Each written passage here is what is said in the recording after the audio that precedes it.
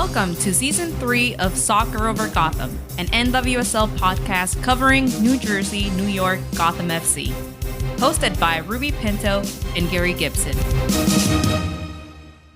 Welcome to episode 71 of Soccer Over Gotham. We have another great show for all of you.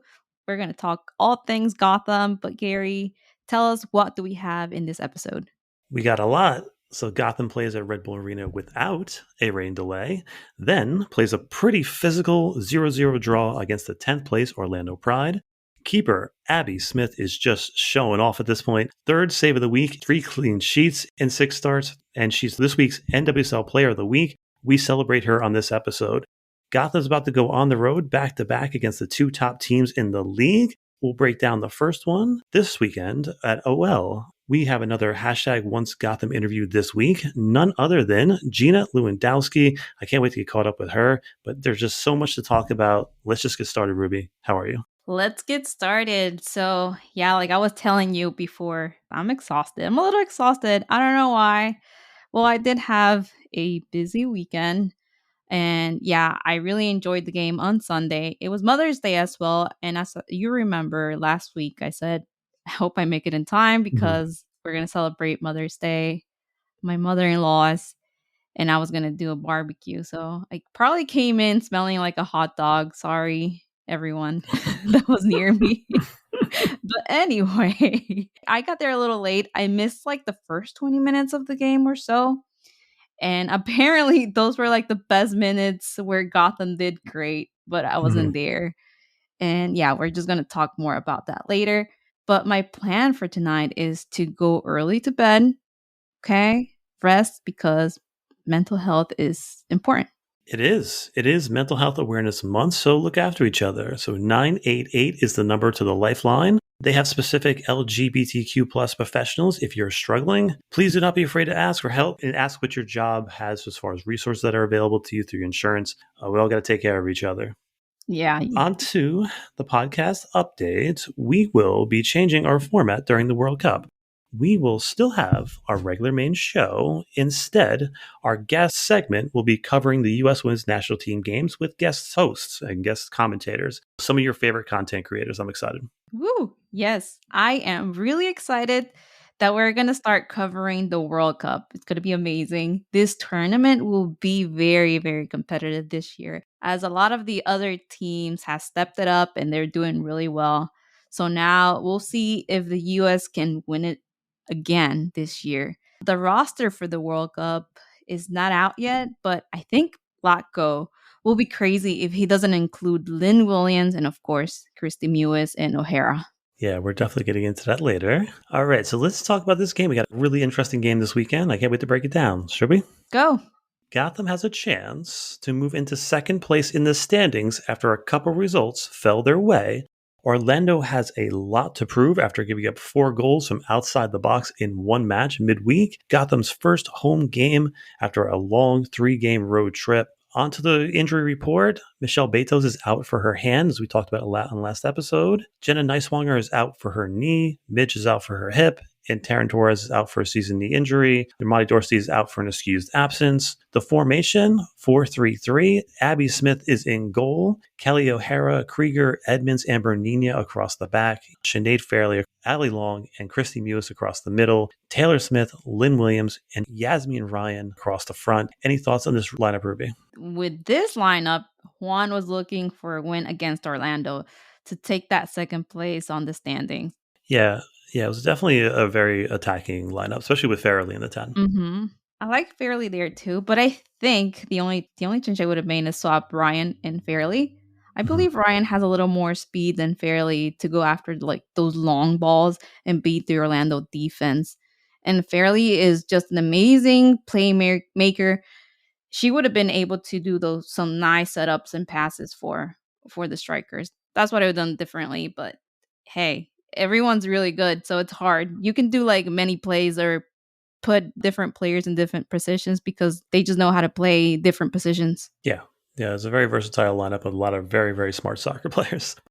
First 10 minutes of this game is all Gotham. 78% possession, Orlando is just sitting back and just absorbing. The moment of the match happens when Taylor Smith gets behind the defense. She has the keeper beat near post, but the shot hits the post and goes back into play.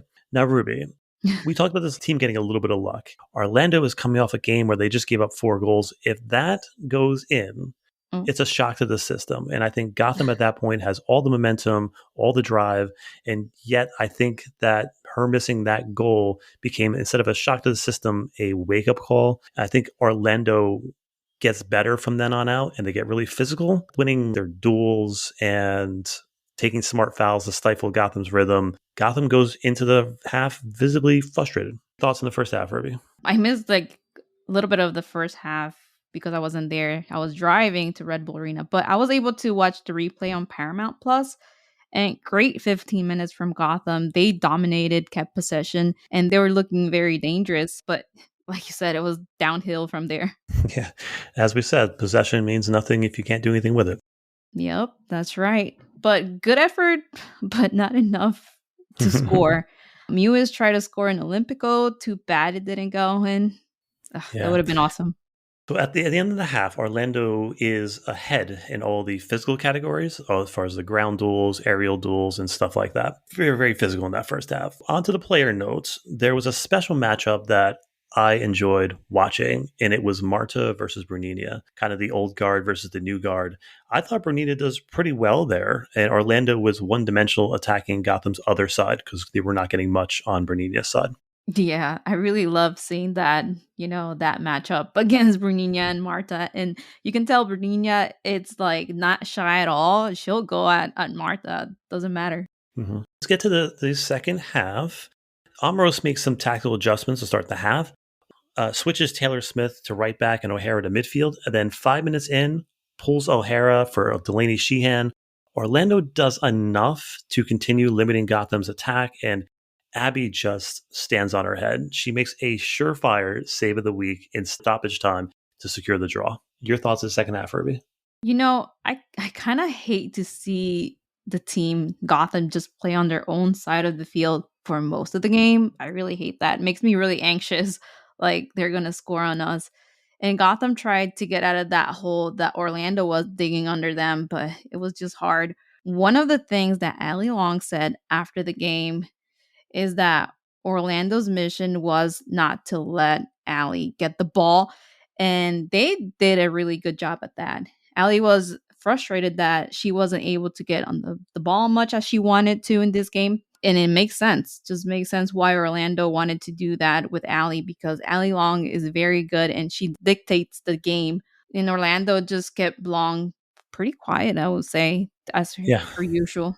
Yeah, they just kept playing the ball away from her pretty much all match. Because Allie, as described by KC's interim coach, is a spider. So it's best to keep out of her web. Mm-hmm. But Gotham gets their physicality back in the second half, and they went from a deficit in the first half to 55% ground and aerial duels. But again, it just wasn't enough. No, not enough. And Gotham had a few moments here and there, but like you said, not enough. Wasn't enough to score. And looks like Gotham team is having problems just scoring again. That was a problem last year too, but this year we're doing better. But it seems like they haven't figured out what to do to start scoring. And it's only week 7 and we still have a lot of games to play, so that's good. And I think Gotham needs to put that foot on the gas now, because we're just only going to start facing the strong teams like Lorraine, Washington Spirit, which is number 1 right now. So, yeah. Yeah, we're definitely covering that later in the episode. Overall, like I totally get the fans that feel kind of hard done by this one. Like this is a game that on paper Gotham should have won. It doesn't give you the most confidence going into this crazy week that they're going to be going into, that gauntlet of top teams. A point is a point, and credit to Orlando for stepping up and making the game difficult for Gotham. All right, on to our player notes. Abby stood on her head this match. Feels like we're getting into that Sheridan Didi territory with Smith and Haught. Both solid keepers, and they both deserve minutes. Yeah, Abby Smith, woman of the match, well deserved. She really earned that point for Gotham, and she had save after save after save. It was incredible. Yeah, another interesting player that we saw this week was Delaney. I'm not sure exactly what her best role is, but she's got something. And with more minutes, maybe she could be something special.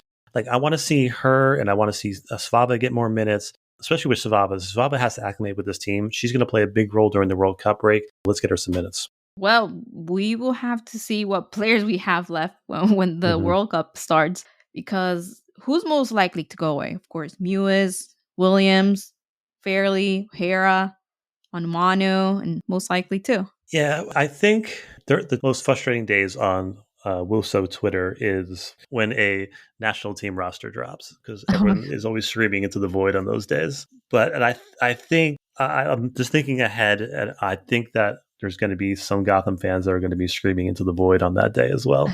Yeah.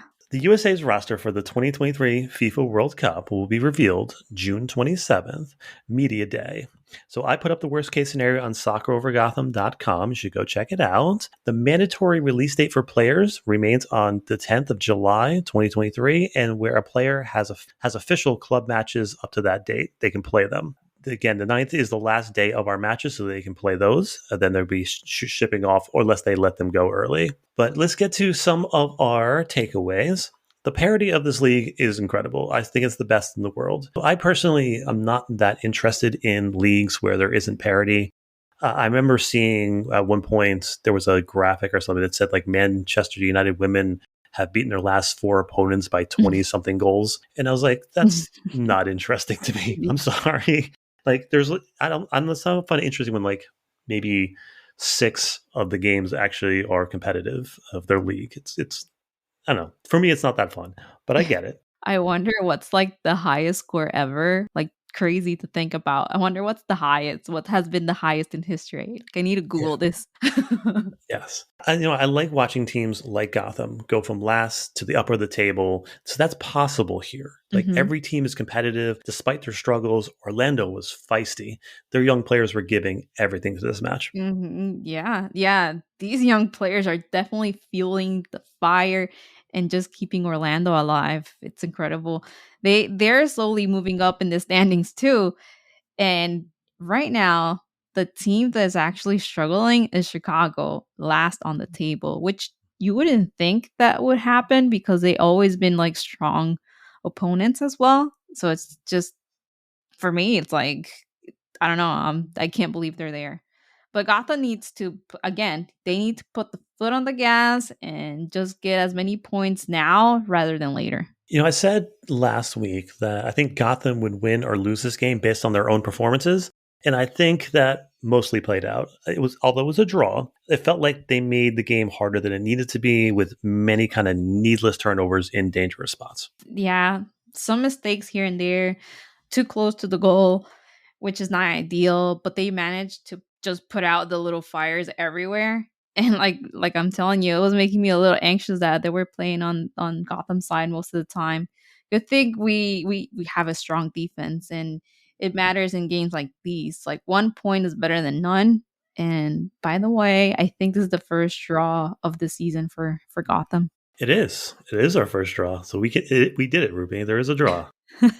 Speaking of defense, Gotham's defense is much improved. Credit to both Allie's and Edmonds. They've been really good. And with the confidence that Abby and Mandy bring, being able to make those big saves, this gives this team a lot of assurance to take chances. Yeah. Yep. The brick wall. Yes. All right, let's get some post-game quotes. Amoros said Purse is doing better and should be back soon. Also says Niswanger had a really deep cut, and when she moves around, it could risk opening up, so they played it safe with her. Says the rest of the team stepped up. Yeah, it kind of sucks for Jenna there. But it would be really nice if we get to see them play next week against OL Reign. We need them in the field. We need them scoring goals for Gotham. Yeah, we do. We definitely do. And on to Fairley playing as a 10. Amoros said that she's a fantastic playmaker, gives them clarity going forward, and is comfortable on the ball. He has seen her fitness grow over the season and after the long break from the game. So says she's been good for the team overall, that question was some Nubia. Dubia. But yeah, Fairly is playing very well, and as we have mentioned before, it doesn't look like she stopped playing for 7 years. You can even tell, and she has been close to scoring this season.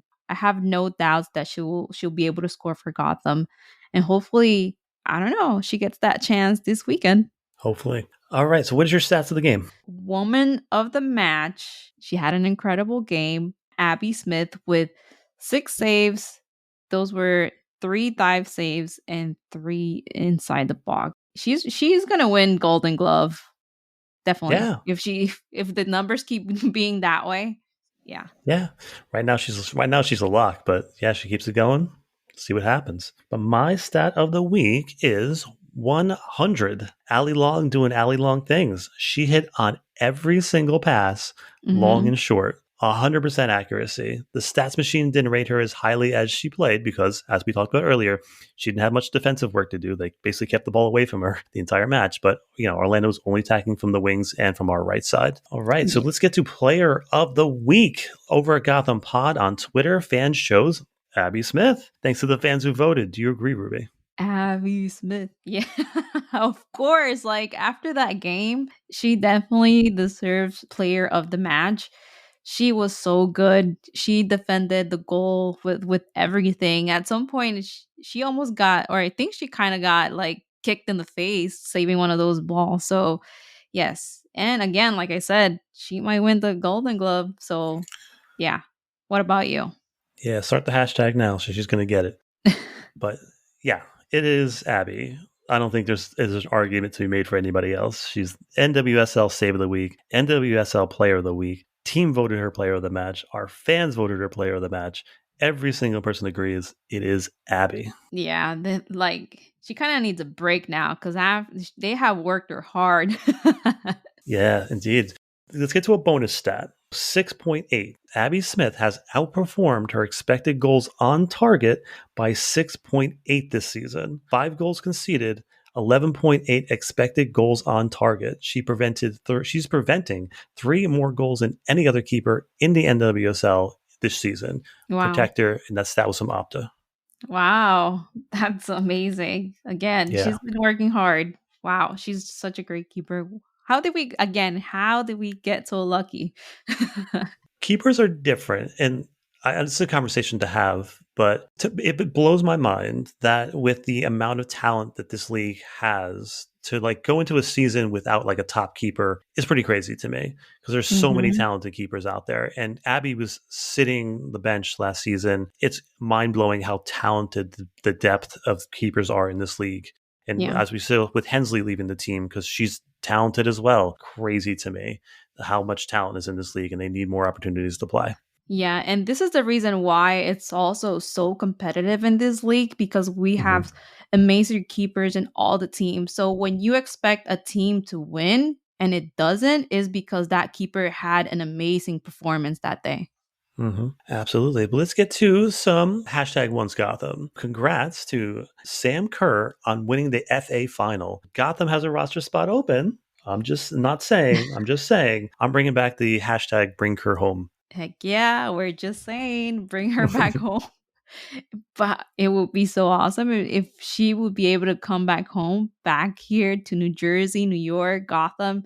I doubt she'll come back, but if she does, it has to be an irresistible offer. Yeah. Lynn Williams, Sam Kerr, and Midge Purse up as the front line. It's pretty ridiculous. And Mewis, she'll get to play with Mewis too. Come on, It's girl. true. It's true.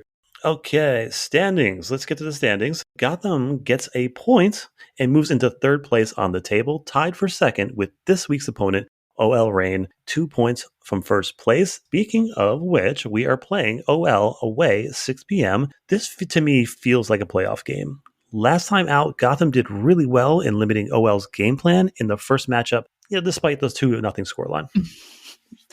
Little detail. Mhm. But let's not forget that there was a game delay due to the weather last time they faced oil rain. Now Gotham is traveling to the West Coast, so the team has once they have to try to and travel early. what they do, to be able to rest, and also to get used to the time change. Yeah, I agree. All right, so away at OL is always going to be tough. A big chance for Gotham to move into second or possibly even first. OL is the highest crossing team in the league, and Gotham held them to 0 crosses last time out. My feelings are mixed on this game. I wish I was a little more positive on a win, but I think a draw would seem, on paper, fair for these teams. What are we manifesting this week, Ruby? I want to manifest the reverse to happen against the next Oil Rain match. So Gotham 2, Oil Rain 0. What about you? Let's do it. Hashtag manifesting a return for Midge Purse. Yes. Do you have any random thoughts before we sign off? Not today. I don't have any random thoughts today. What about you? All right, so I want to give a real quick USL Super League update. I am mixed feelings about this, and this is a larger conversation to have. Mm-hmm. But the USL Super League announced that they have 12 markets that they're coming into. Yep. 10 of them have been chosen. One of them is in Washington, D.C., which I think is really interesting. Mm-hmm. And they're also playing at the DC United Stadium, which Washington Spirit have been playing in. I think that is really, really interesting. And the big change is they are no longer going for Division 2, but they're going for Division 1, which is a direct competitor to the NWSL. Now, I am on the record of saying that I want more opportunities, more pay, everything. So I want everything better. Yeah. And I think that the NWSL has been slow to expand because of their own doing, right? Mm-hmm. They've been fighting other things and not expanding the league, fighting internal scandal things and not expanding the league. So I like the idea of an expansion of paid opportunities for women to get more opportunities to showcase their skills and talent and stuff like that. But I am interested in a competitor to a NWSL league. And I think that's something that I'm probably going to have a conversation with maybe Jennifer Tuesta of Paisley again, because I know she has strong thoughts on it. But yeah, I would like to have a discussion about that because it's really interesting. yeah, it And I'm is still really split. interesting. You you have a competitor now, so it's kind of like you start doing something, or someone's gonna beat you to it.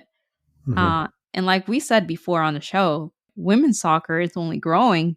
This is where you want to be. This is where you want to be investing. And like you said, they've been doing it slowly. They need to kind of wake up, because if not, someone's just gonna take it from you. And if it's the USL Super League, be it. As long as there's more opportunities for women out there. Mm-hmm. And obviously, a safe environment is obviously the Yeah. top priority of all this. But yeah, so that's something we're definitely going to dig into. And it's just the early stages. There's still a lot that we don't know, like salary caps and what the structure of the leagues can look like, what their stadiums are going to look like, what their ownership looks like. Mm-hmm. So there's a lot of things that we're going to learn about over this coming months. But I think it's an interesting development that we should hash out eventually. Yeah. Is there any team here near Jersey? No, not in this market yet. There's 10 spots chosen out of 12. There's two markets that they are looking to announce very soon. And right now, it seems like the biggest direct competitors are Jacksonville, Florida, and Dallas, Texas. I think those are going to be the big, close competitors to NWSL, besides the one directly in Washington, which again blows my mind. But yeah, so that's something we're going to dig into later on, but I'm excited about it. But I hopefully, just a quick shout out to our USLW League friends, Paisley Athletic and Morris Elite, because as we're taping this, they are playing their first kickoff in a half hour. I'm excited for them. Woo. It's awesome. Maybe I'll go catch one of those games too. Yeah. Be nice to see. It's in your backyard. Yeah. Yeah. I still haven't chosen a team yet, but I hope the fans do. It's still too far away from me. Every team is an hour and a half from me. It just stinks. Oh, sorry. Sorry, Harry. I don't know what to tell you. You need to move closer, I guess. Yeah, I do. Or Pennsylvania needs to get a darn team. What's going on here? I don't know. But I'm excited because our next 2 weeks is back-to-back Gotham players and one former player.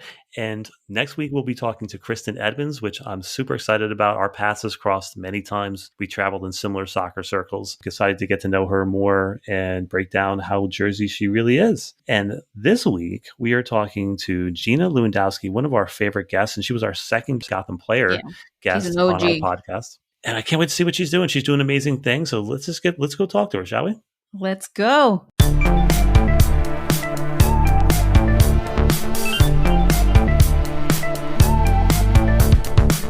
Hi, fans. Back in season 1 of Soccer Over Gotham, we had the privilege of talking to this week's guest. She was our second Gotham FC player interview. This player is former Gotham FC defender and Lehigh County soccer legend, and now coach at Lehigh University, Gina Lewandowski. Gina is one of the most thoughtful players we've ever interviewed.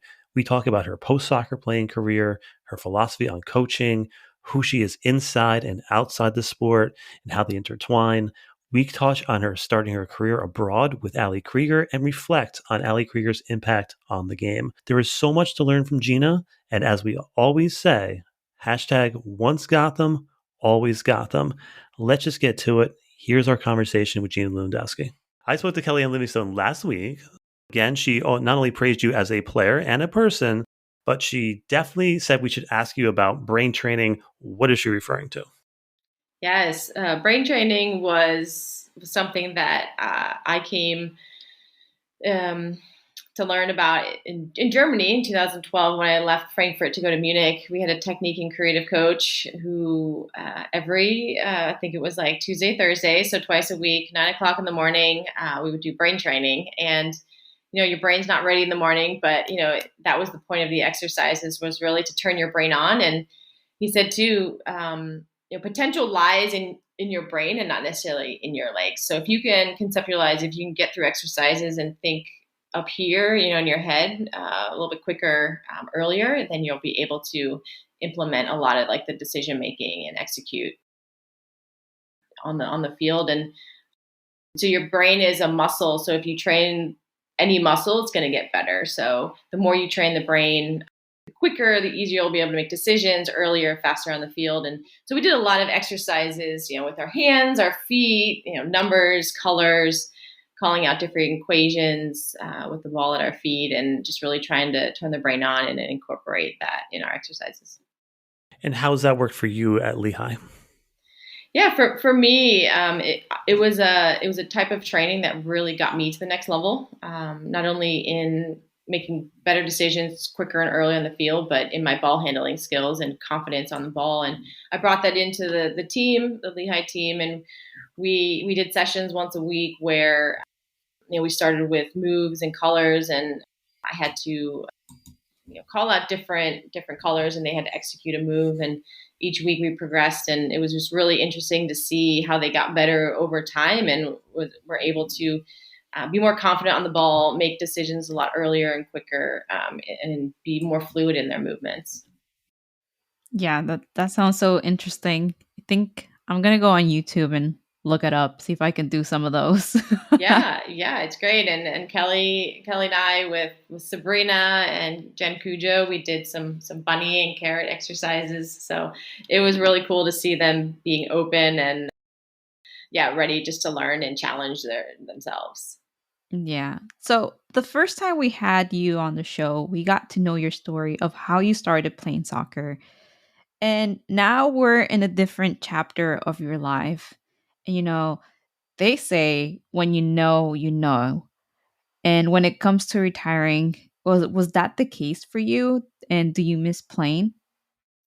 Yeah, for me, I think, well, in any player, the older you get, the more, retirement crosses your mind. And, after the 2021 season, I unfortunately had an injury, and I kind of took it into the break and started the 2022 season with an injury. And I think for me, I was looking at, my body and how I was feeling. And of course, I could still keep up, but, at an older age, you have to be more mindful of how your body's recovering, nutrition, your sleep habits, and just spending more time on being able to allow your body to recover for the next session. And I think for me, I had I was always kind of playing around the idea of when it would be, but I think too the opportunity from Lehigh came as well earlier that spring, and I think that coupled with where I was in my career kind of made me reflect and think about where I was and did I accomplish everything I want in my career? Am I ready to close this chapter and move into another chapter?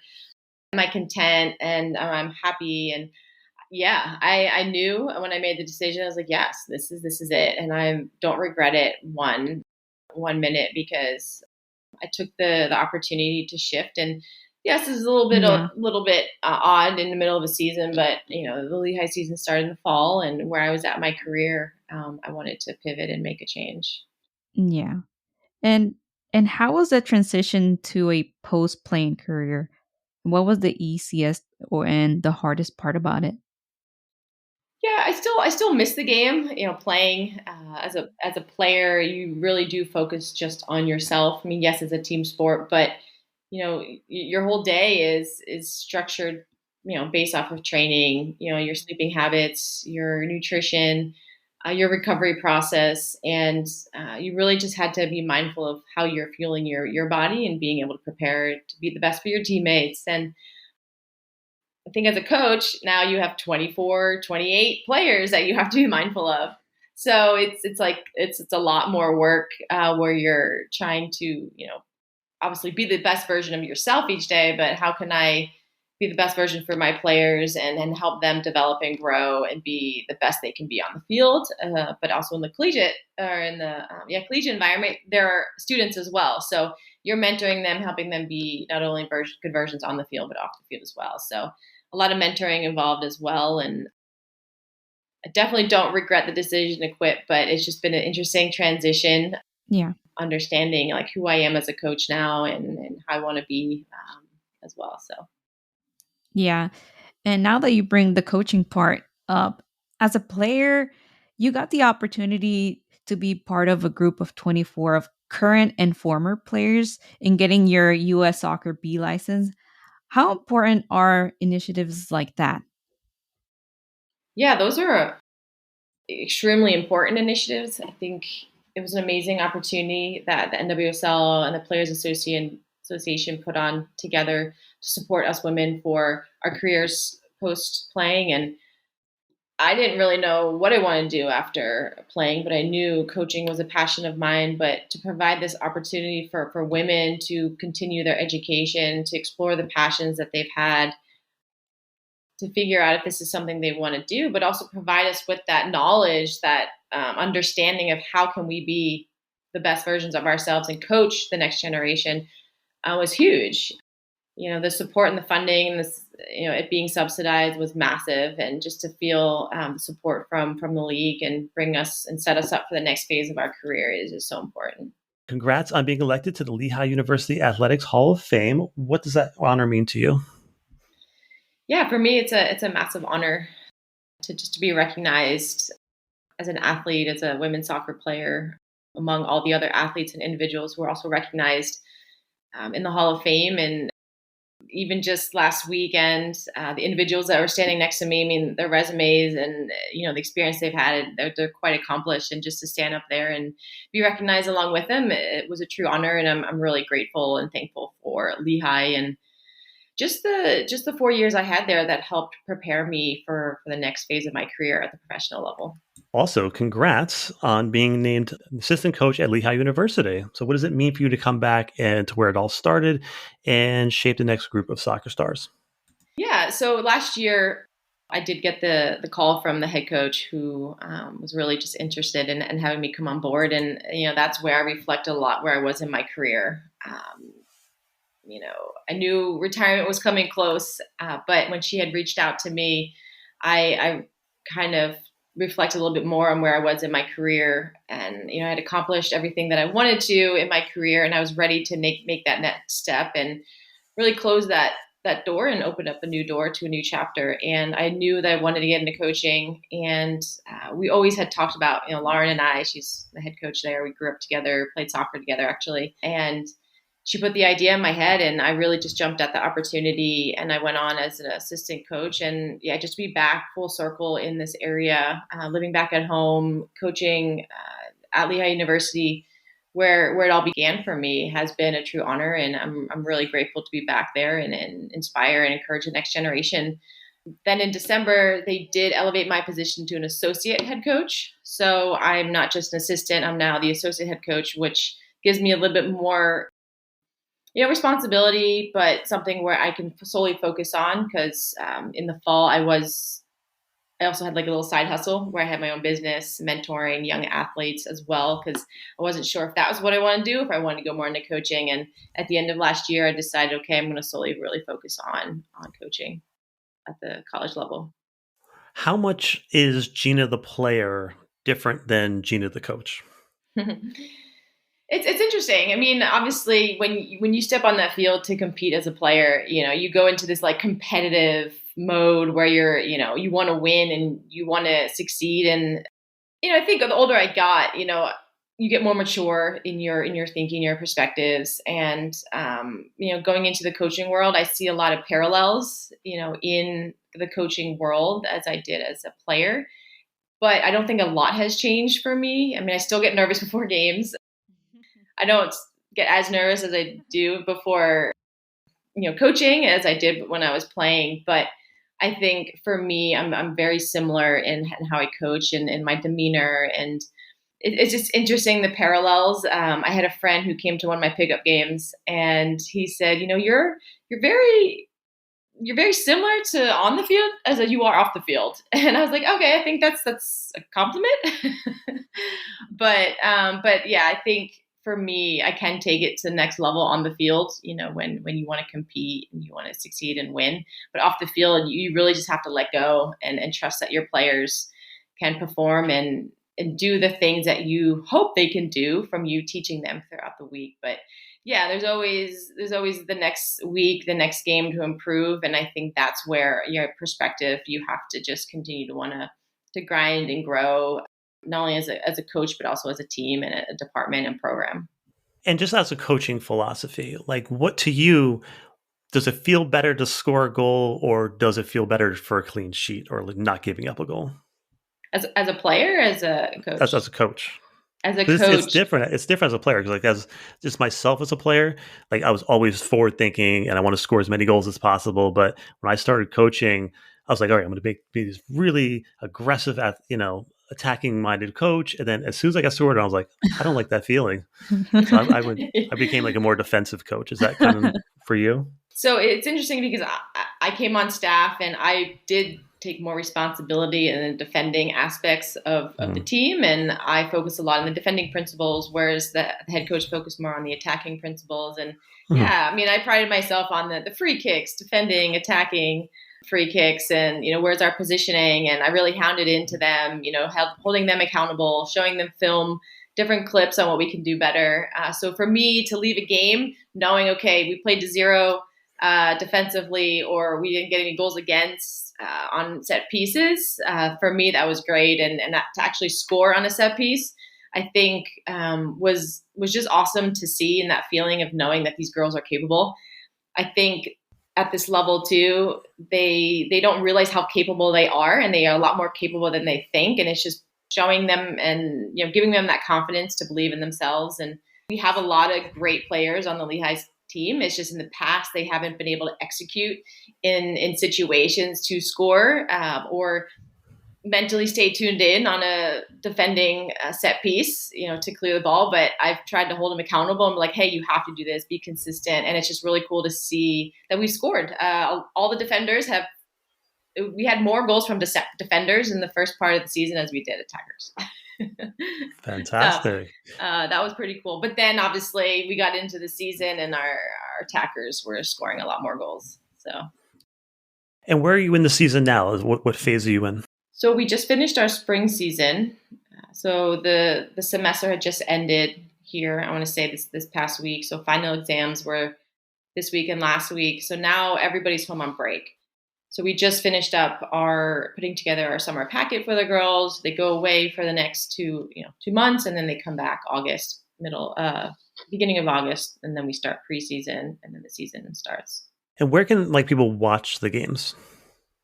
So do you know if it's streamed anywhere? Yeah, they're streamed on ESPN Plus, the games, which is pretty cool. So a lot more collegiate games are being streamed, not only soccer, but other sports as well. So that's a great opportunity for a lot more people to follow and just watch the growth of the game as well. Yeah, we're definitely going to have to watch it. Also, we wanted to bring you to talk about a special player who you know almost better than anyone, and that's Ali Krieger. Can you tell us your connection to Ali and how has she influenced your career? Yeah, Ali and I started our career together, our playing Mhm. career out in Frankfurt, 2007. Actually, I got to Frankfurt probably about a month before she did. I was on a trial run with the team, and um, I think she was being looked at or recruited from the coach, at the Algarve Cup or U23s, and I just remember walking in to practice, and they say, "Hey, we have a surprise for you." I was like, "What?" And like they open the door, and Allie's like, "Hi," her typical like personality. Yeah. Um, and I was like, okay. And it was great just to have another American presence on the team because I was new, she was new, and I think it was just really neat to have somebody to go through the experience with and the journey. And of course, we didn't live together. I lived with relatives a little bit outside the city, but she had a lot of opportunities. We had come over to my family's house and hang out, especially being far from home. So we played the first 4 years together with Frankfurt, and it was just a really great opportunity to just to go through the experience together. Someone speaking the same language as you, because we both were taking German classes. So we really only spoke German on the field, and then English off the field with the girls. So, but yeah, it was really awesome just to have another American there, and just to see her growth and how she had a couple injury challenges throughout those 4 years, but where she is now. I mean, gone through a lot of adversity, but she had that passion and that drive, and Yeah. it's just really great to see where she's gone in her career. Yeah, and she recently announced that this season it's going to be her final season. And she means so much to many people. What can you say about her career and legacy? Yeah, I mean, it speaks for itself, right? She's been all over the map, played at all levels, national levels, and just through her personality and just been able to reach a lot of people through her story and through her life and her adversities and challenges. And I feel honored to have played with her, start my career and my career with her as Yeah. well. I think it was funny because it kind of goes full circle too, and Yeah. um, she had admitted that her time was coming soon. And Ashlyn, we obviously never said, hey, it's going to be this season or this date, but I think even anybody in that age range reflects on it. And we both said, I mean, she's like, yeah, don't worry, I'm like a little bit after you. So, but Funny thing is that Ashlyn just went on a podcast, Snacks, and they asked her if she misses playing, and she's like, "Nope, hell no." mhm. It was so Yeah. funny. Yeah, it's Mhm. definitely an interesting transition for any player Yeah. going into another field. I mean, they obviously have two kids, so they're into motherhood. But yeah, I think I don't, as Ashlyn said, like I don't miss playing. I mean, I do miss the game a little bit, but yeah, it's a whole new world out there once you realize your life has freed up a little bit, and there's so many doors that you can go through and explore. What's one funny story with Allie or Ashlyn that you can remember? Well, I played with Ashlyn actually in Western New York Flash in 2011. So I got to know her as well. Oh my goodness. I mean, there's been so many stories, especially with Ali, like being overseas in Germany, just going through basically, if you ask her, they thought she spoke terrible English. She mumbled a lot, as they said, and spoke terrible English. And I was like, what? You speak fine English. And she said the same thing, but the Germans at the time were very funny and interesting and said I spoke like proper English and she spoke very bad English. But yeah, way too many stories to count. So it's just a nice experience and memory. So, like, one thing that you both share, again, is like a recognition that soccer is bigger than a game. And for you, like, how do you foresee your role in creating that change? Yeah, I think using our platform in whatever capacity and whatever passions that we have to reach individuals that aren't necessarily in the game, to share perspectives and passions. And but I think for me, I've learned so much just playing sports in general since I was little. I was a multi-sport athlete, and I think for me, sports gave me so much structure and balance and guidance in life. Creating those daily habits and fueling my body, understanding who I was to express myself, going through those life skills of building confidence, creating goals, and perseverance and hard work, failure. I mean, being in a sport, you're failing multiple times a day, in situations. But how do you put all that in perspective and learn and grow? And I think for me, I just want to share, how important it is to be active, be in sports, using that as a vehicle to be a better version of yourself. And there's so many translatable skills that you can learn from sports into the real world.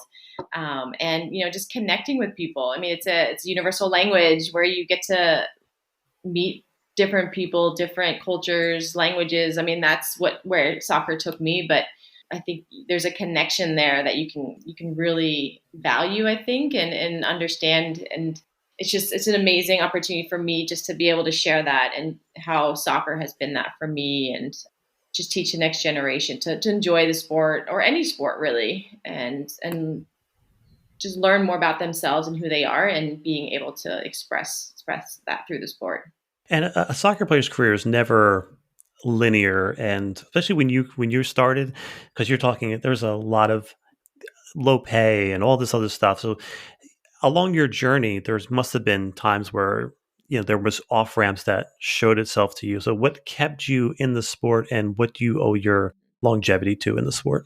Yeah, absolutely. It's a question I think a lot of people have to reflect on too. And I mean, you really need to love the sport to go through all that you do go through getting to the professional level. Things don't go your way all the time. You're always going to have these adversities, challenges, and really reflecting, I think, on your why. I think that's what got me through it, and what got me through the hard times, the challenges. And it's like, I'm in Germany, like, why am I here? What am I doing?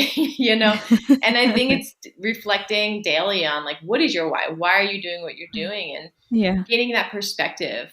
I grew up in a Catholic home. Faith was really important for me growing up, and I really felt, I was given a God-given gift to play, and to play soccer, and I wanted to use that to the best of my ability, and through the sport meet people, and connect with others, and just share myself, share stories, and understand people. And I think just going overseas was an amazing opportunity, and I knew, hey, even if I don't get to the highest level, I can still have this experience. And I tried to realize and understand, like, hey, like, I'm in a different country. Like, yes, it might be hard right now, but after 10, Yeah. 15 years, I'm going to be going back to the States, so I won't have this opportunity anymore. So really reflecting on your why, and why you do what you do.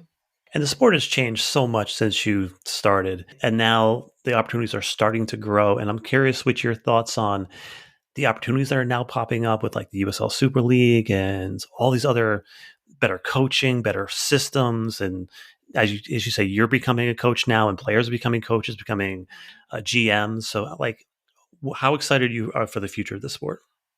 Yeah, it's been amazing to see the growth in the game, in the women's game specifically. I mean, when I started in 2007, we were playing on a field that had a lot of hills and divots, and I was, it like wasn't okay. And we've progressed and really changed the game, and the interest and the support around women's sports in general. And it's just amazing to see the growth and the opportunity that more girls have playing. And when I was in college, there was no pro league. I didn't have really role models to look up to, except for the national team. So I think it's just really exciting to see that younger girls playing the sport, play longer, they're engaged longer, they're excited for a future because they see more women playing longer in better conditions, getting recognized for what they do, supported in what they do. And it's been an amazing journey to kind of go through it. I mean, obviously then there comes a little bit more pressure, expectations, and, with all the support around it as for individuals, as money and pay compensation increases. But I think, just everything around it, from top to bottom, and the coaching and the education around it is massive. And I'm really excited to see where the future goes. And why doesn't Lehigh Valley have a pro team? I was asked if we wanted to start one. Really? Yeah, I mean, it was kind of like a comical question, but I was like, you know what? Why not? Like you said, why don't we try it? But there is a summer league team here that they have, and it's exciting to see girls in the area play for it. But it's a question that I'll continue to ask. I moved to Lehigh Valley 4 years ago, and I want to sport like the USL Super League and stuff, but all the teams are like an hour and a half away. It's crazy. The Lehigh Valley has too much talent to not have a pro team around here. Correct. I'm in there with you. Yes. So have you been following Gotham this season? I have. Not every game, but I have watched quite a few games from Gotham. Yeah. As someone who has seen, the ups and downs of the sport, what does it mean to you to ultimately the NWSL to see Sinead Farrelly return? Yeah. I mean, when she stepped on the field again, and it looked like she didn't even lose a beat, she just got right back into where she was before. And I think it's amazing just to see her drive, her passion, her fight. And it's inspiring, I think, for not only me, but for others who do have that, adversity or challenges, and in anything in life, right? Yeah. You're old, or your time's never over. And I think, I played till I was 37, so, I hate when people say, oh, I don't have any time left, I'm too old, or, this team isn't good enough, I'm never going to make it, but I think it's having that love and that drive, that passion that really deep down continues to fuel inside you. And I think for her, it's awesome to see. And yeah, when she's out there, she plays with the love and the joy of the game again. And yeah, like I said, it's like she hasn't even missed how much years she has. I think. Yeah, that's what me and Gary been saying. Like, it looks like she's been playing this whole time. It's incredible. And in your opinion, how good can Gotham be this season? Yeah, I think, was it one of the first games I saw them play, and I was like, wow, they look really good. Like, everything was clicking.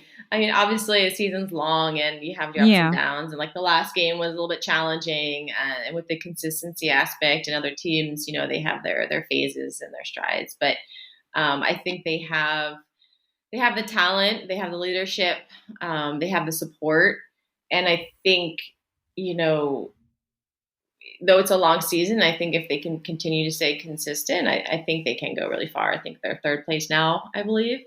Mm-hmm. Could have been first. Yeah.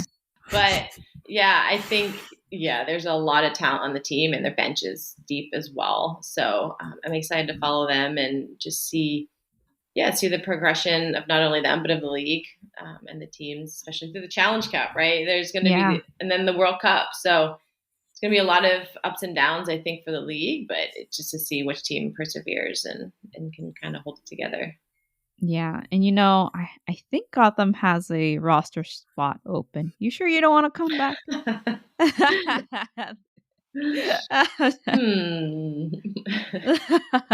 might be able to keep up for a little bit, but I'm not sure how long though.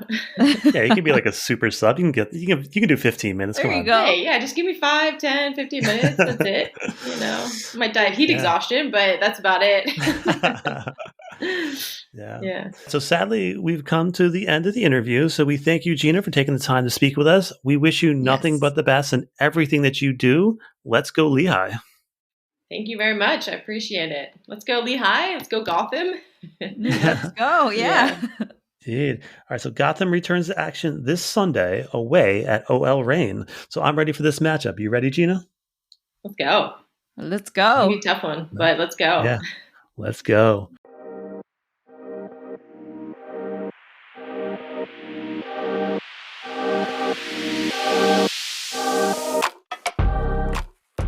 Hi, everyone. This is Gary. Thank you for listening and supporting our project. Here are other ways you can support the show and connect with us. First, word of mouth is everything. So please share our show with anyone who might listen. Also, please rate us 5 stars on Spotify and review us on iTunes. You can purchase our merchandise at the TeePublic store. Join in the conversation on Twitter at OverGothamPod and Instagram at SoccerOverGotham. Lastly, you can email your thoughts and questions at soccerovergotham@gmail.com. Once again, thank you.